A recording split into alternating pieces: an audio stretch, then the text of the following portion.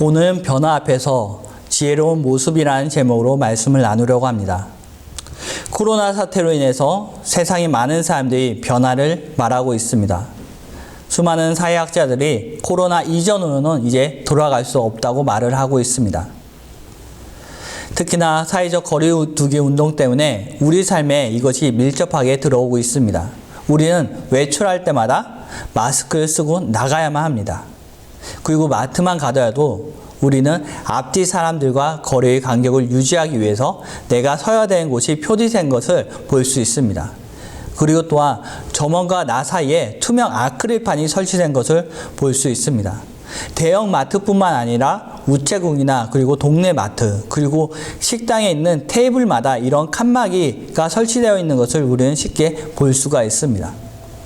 이처럼 많은 것들이 변하고 있습니다. 하지만 이런 것들은 작은 변화입니다. 오히려 코로나 사태가 지나가면 다시 사라질 수 있는 변화이기도 합니다. 하지만 우리가 코로나로 인하여 계속해서 이어지는 변화들도 있습니다. 아마도 우리는 손을 예전보다 더 자주 씻을 것입니다. 그리고 큰 변화들은 그 노동의 환경의 변화가 예상되고 있습니다. 얼마 전 트위터에서 원하는 직원들에 한해서 재택근무를 영구적으로 허가한다는 발표도 있었습니다. 노동시장이 변하면서 여러 가지 시장들이 변할 것을 예상하고 있습니다. 그러면서 이런 변화의 흐름 속에서 많은 자영업자들이 어떻게 변화해야 되는가 또한 위기감도 느끼고 있습니다. 많은 사회학자들은 지금의 현대사회의 원칙을 바꿔야만 한다고 말을 하고 있습니다. 이전처럼 지구와 도시화가 가속되지 않고 멈출 거라고 그들은 말을 하고 있습니다.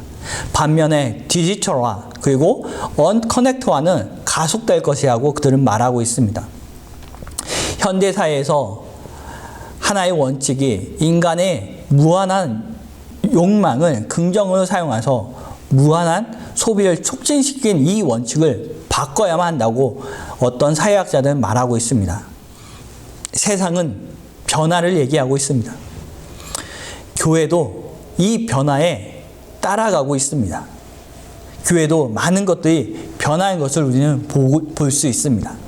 한국교회에서 코로나 사태로 인하여 교회에 들어갈 때 바코드나 QR코드를 찍고 들어가는 모습을 볼 수 있습니다. 바코드나 QR코드를 받지 않으면 교회에 들어갈 수 없는 것입니다. 방역과 위생 그리고 이단 경계라는 문제로 인하여 교회에 하나의 장벽이 세워진 것입니다. 이렇게 세상이 변하고 교회가 변화의 모습에서 여러분들은 어떤 감정을 느끼시나요? 어떤 분들은 이런 경제적 위기로 인하여 변화한 것 때문에 두려움과 위기감을 느끼시는 분들도 있습니다. 내가 어떻게 변해야 되는가 더 걱정이 되기도 합니다. 그러면서 두려움을 느끼는 거죠. 변화에 발맞춰 가지 못하면 내가 뒤처질 텐데 어떻게 대처하는가 많은 걱정이 생기는 것은 당연한 것입니다. 나름대로 객관적인 자료를 보고 과학적인 자료를 본다고 하지만 항상 변화는 그거에 따라서 변하지 않습니다. 어떠한 예상하지 못했던 어떠한 요인이 더욱더 큰 촉매대가 되고 또한 영향을 주기 때문에 우리가 예상하지 못한 방법으로 변할 때도 있습니다. 그래서 우리가 무엇을 보고 무엇을 어떻게 판단하느냐가 개인 능력이 더욱더 중요해지면서 사람들은 자세의 능력을 믿지 못해서 더욱더 걱정할 때가 많이 있습니다.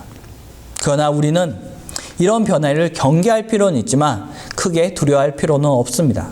그 이유는 우리는 생각보다 변화에 잘 대처하는 능력을 가지고 있기 때문입니다.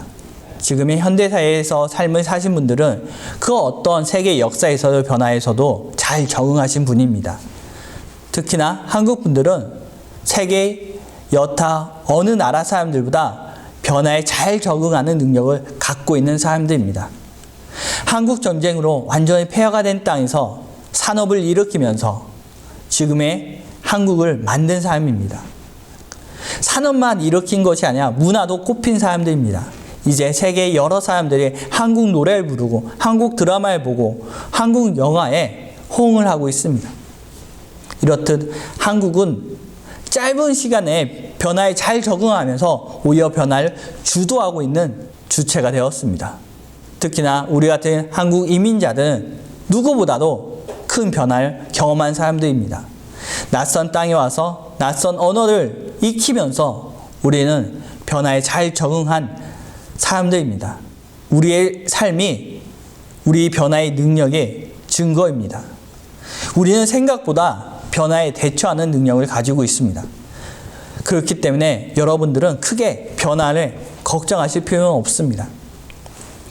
우리에게는 변화에 발맞춰가는 능력이 있습니다.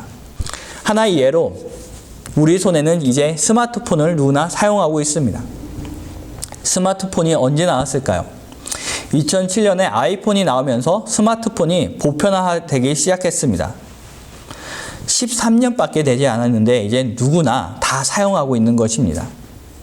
내가 스마트폰의 어떤 기능을 사용하지 못한다고 해서 내가 변화에 뒤처진 것은 아닙니다. 젊은 사람들도 자신들이 필요한 기능만 사용하고 있습니다. 그거에 맞춰서 내가 필요한 기능만 사용하면은 우리는 어떤 기술에도 변할 수 있는 것입니다. 이제 누구나 손에 스마트폰을 갖고 있고 또한 그것을 사용하고 있습니다. 3G를 넘어서 이제 4G 그리고 이제 앞으로 오는 5 시대를 우리는 눈앞에 두고 있습니다. 세상은 빨리 변화한 것 같지만 결코 그렇지도 않습니다. 기술이 발전이 온다고 해서 세상이 금방 변할 것 같긴 합니다. 하지만 결코 세상은 기술 때문에 빠르게 급변하지 않습니다. 전기차가 언제 발명되었을까요? 1832년에 전기차가 발명되었다고 합니다. 그러나 전기차가 상용화되진 않았습니다. 기술적인 문제 때문에 그랬을까요? 이제 와서 전기차가 좀 상용화되고 좀 더 널리 사용되고 있습니다. 탄소 배출 줄이기 위해서 유럽에서는 이제 얼마 후부터 전기차로 모든 차를 교체해야 된다고 말을 하고 있습니다. 하지만 그렇다고 세상의 모든 차가 전기차로 쉽게 바뀔 것 같지 않습니다. 자동차의 가장 큰 시장 미국이 그 대열에 동참하고 있지 않기 때문에 이 또한 쉽지 않습니다. 기술이 나온다고, 기술이 발전되었다고 세상은 빠르게 급변하지 않습니다. 증기기관의 원리가 언제 발견된지 아십니까? 고대 그리스 때 이것이 발견이 되었습니다. 하지만 그때부터 이 기술은 발전되지 않았습니다. 왜 그랬을까요? 노예가 있었기 때문에 증기기관의 힘이 필요하지 않았던 것입니다. 노예에 쓰면 되는데 왜 굳이 기계장치를 만드냐는 것이었습니다. 하지만 사회적인 문제, 신학적인 문제가 발전하면서 그 노예 제도는 사라지게 되었습니다. 그러면서 기계 문명은 발전하기 시작했고 우리 삶에 깊숙이 들어오게 되었던 것입니다. 기술의 발전만으로 변화는 결코 오지 않습니다. 여러 가지 사회적 문제, 경제적 문제, 도덕과 철학, 그리고 종교, 신학적인 문제가 모두 동일했을 때 변화는 올 수 있는 것입니다. 어떠한 요인이 변화의 촉매제가 될 수는 있어도 그것 때문에, 그 하나 때문에 결코 변하지는 않습니다. 그래서 변화가 온다 하지만 갑자기 쉽게 적응할 수 없을 정도 빠른 속도로 결코 오지는 않습니다. 하지만 그 변화의 흐름이 있다는 것은 부정할 수는 없습니다. 이 변화의 흐름 속에서 과연 우리는 어떻게 해야만 하는 것일까요? 과연 크리스찬들은 어떻게 그 변화에 대처하고 무엇을 더욱더 반대하고 무엇을 더욱더 적극적으로 지지해야만 하는 것일까요? 오늘 본문에서는 우리에게 이 세대를 본받지 말라고 말씀하고 있습니다. 그렇다면 우리는 이 세대의 변화에 무조건적으로 반대해야만 하는 것일까요? 미국에 아미시하는 사람들이 있습니다. 이 사람들은 기술 발전을 거부하고 과거 17세기 때의 삶을 고수하고 있는 사람들입니다. 크리스찬들의 삶이 이래야만 하는 것일까요? 결코 그렇지 않다는 것을 여러분들은 잘 아실 것입니다. 그렇다면 우리는 어떤 기준을 가지고 변해야 하는 것일까요? 오늘 본문인 로마서는 하나님이 선하시고 기뻐하시고 온전하신 뜻이 무엇인지 분별하도록 하라고 말씀하고 있습니다. 이것은 더 이상 제 아래에 있지 않고 구원받은 사람은 어떻게 살아가야 되는지 말씀해 주고 있는 구절입니다. 구원받은 사람은 더 이상 육체의 법을 따르지 않고 사막의 길로 가지 않고 생명의 법, 즉 성령을 따라 사는 삶이 무엇인가를 말씀하고 있는 것입니다. 즉 우리에게 변화된 삶은 어떻게 살라고 말씀하고 있는 것입니다. 그러면서 이어지는 것들은 매우 원칙적인 말씀이 있습니다. 거짓 없이 사랑하고 악을 미워하고 선을 행하라는 원칙적인 말씀을 우리에게 주고 있습니다. 즉 변화된 삶, 변화 속에서는 원칙이 있어야 된다는 것을 말씀하고 있는 것입니다. 성경에서는 원칙이 있다면 세상을 굳이 본받을 필요가 없다고 말을 하고 있는 것입니다. 그러면서 받은 은혜대로 믿음의 분량대로 지혜롭게 행동하라고 말씀하고 있습니다. 그 원칙이 무엇일까요? 코로나 사태로 인하여 제기된 문제는 방역과 위생입니다. 교회 내에서는 또 하나 이단 경계입니다. 이것이 원칙일까요? 결코 그렇지 않습니다. 이것은 하나의 상황, 문제입니다. 이것이 원칙이 되지는 않습니다. 이것 때문에 우리의 원칙은 바뀌지 않습니다. 우리의 원칙은 무엇이냐? 하나님의 말씀을 이 땅에 전하는 것, 선포하는 것, 사람들에게 하나님의 말씀을 가르치는 것이 우리의 원칙입니다. 방역과 위생은 하나님의 말씀 선포라는 원칙 앞에 놓여진 하나의 문제일 뿐입니다. 교회는 이 문제를 다루기 위해서 변할 필요는 있습니다. 하지만 교회의 원칙이 변하지는 않는 것입니다. 이 원칙을 방역과 위생 그리고 이단 경계라는 문제에서도 우리가 잘 대처하기 위해서 변화한 것입니다. 코로나 사태로 인하여 방역과 위생의 문제를 다루기 위하여 우리는 잠시 온라인 예배를 드리고 있는 것입니다. 그러면서도 우리는 하나님의 말씀 선포해야 하는 원칙을 지키고 있습니다. 하나님의 말씀을 선포하고 가르치고 묵상하고 또한 각자의 자리에서 찬양하면서 교회의 원칙을 지키고 있는 것입니다. 이 원칙을 변화시키지 않으면서 이 원칙을 깨뜨리지 않으면서 문제를 해결할 수 있는 것들을 변화시키는 것입니다. 그래서 잠시 온라인으로 예배 드리는 것입니다. 그리고 잠시 우리가 영상으로 말씀을 묵상하는 것입니다. 원칙을 변하지 않고 원칙을 깨뜨리지 않고 문제를 다루기 위하여 하나의 현상을 바꾸는 것입니다. 교회의 예배 모임 시간, 교회의 건물 이런 것이 교회의 원칙이 결코 아닙니다. 이런 것들은 형식적인 것입니다. 그래서 형식은 문제 때문에 잠시 변형을 시킬 수 있는 것입니다. 문제를 다루고 나서 다시 원상태로 복귀시킬 수도 있는 것입니다. 절대 원칙이 깨지는 것이 아닙니다. 하나님 말씀이 선포한 원칙을 깨뜨리지 않고 방역과 위생의 문제를 다루기 위하여 교회는 잠시 예배 모임을 형태를 변형을 준 것뿐입니다. 하지만 교회의 원칙은 결코 변하지 않았습니다. 변화가 있지만 교회의 원칙이 결코 훼손되지 않은 것입니다. 이것은 우리가 받은 은혜대로 우리 믿음의 분량대로 행동하는 것입니다. 우리 교회가 바코드나 QR코드 같은 것을 굳이 따라갈 필요가 없는 것은 그것은 우리에게 필요하지 않기 때문입니다. 꼭 그것이 절대적인 것이 돼서 그것이 원칙이 돼서 우리가 따라갈 필요도 없는 것입니다. 형식적인 것을 위하여 우리가 바꿀 필요는 없는 것입니다. 우리는 원칙을 위하여 원칙을 지키기 위하여 문제를 해결하기 위하여 우리는 잠시 형태를 바꾸는 변화만 있을 뿐이지 결코 우리 안에는 원칙이 변화는 없는 것입니다. 하나님의 뜻이 변함이 없는 것처럼 우리는 결코 변하지 않는 것입니다. 이 원칙이 깨지게 된다면 우리는 더 이상 교회가 아닙니다. 유럽의 많은 교회들이 무너졌습니다.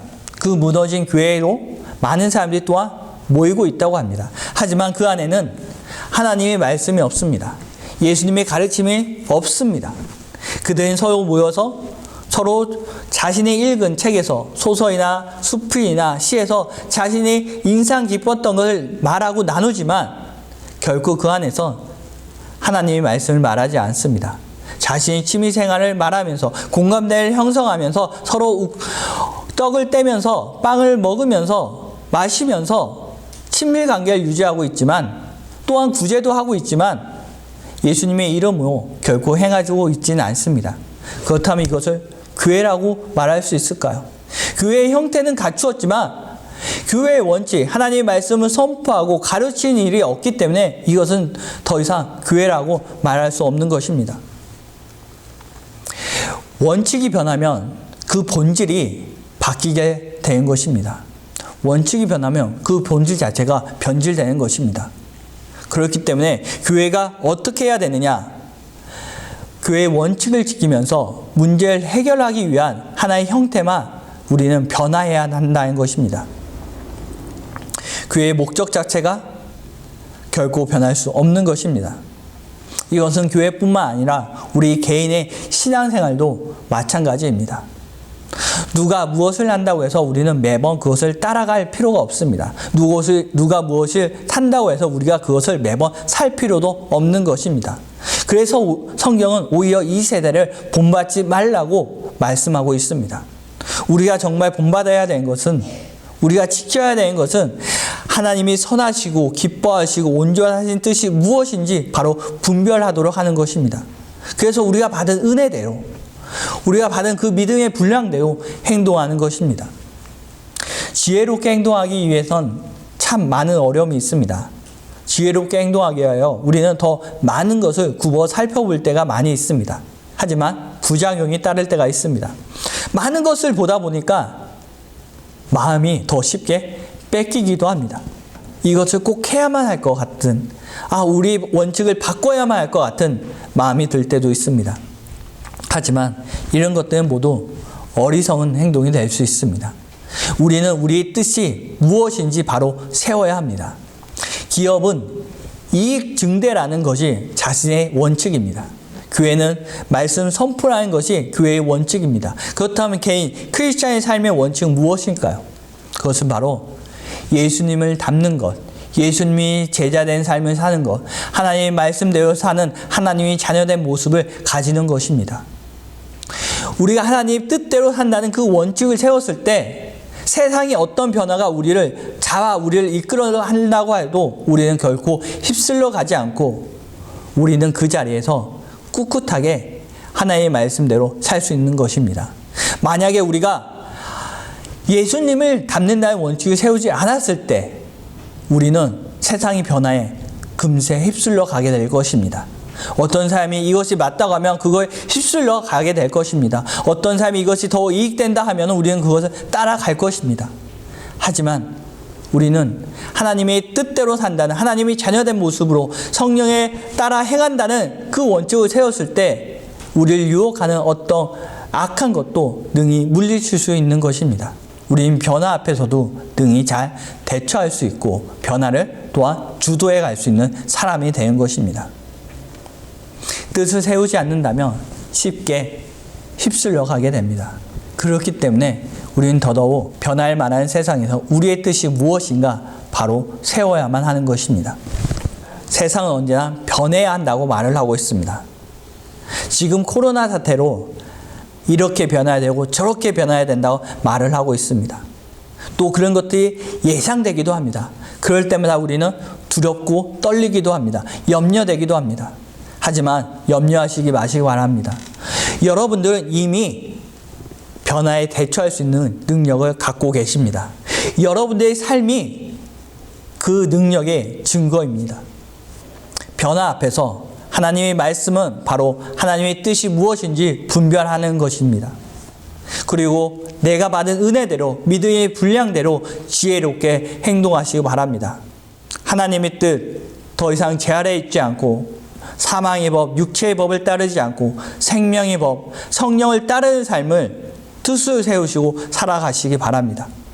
그러면 세상의 변화를 본받으려 애쓰려 하지 않고 변화에 휩쓸리지도 않고 변화 앞에서 지혜로운 모습을 발휘하게 되실 것입니다.